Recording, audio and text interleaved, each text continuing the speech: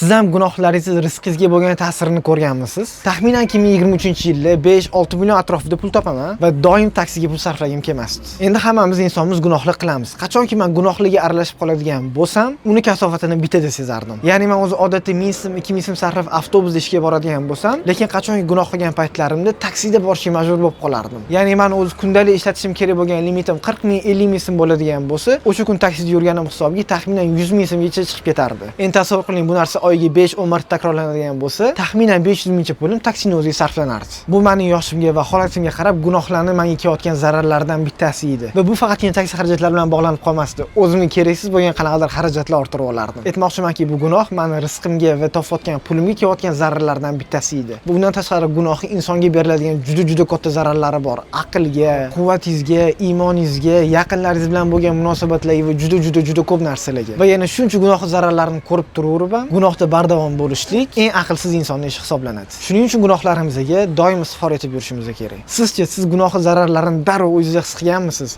Agar his qilmagan bo'lsangiz, bundan yomonroq daraja bor. Buni keyingi videolarda tushuntirib beraman.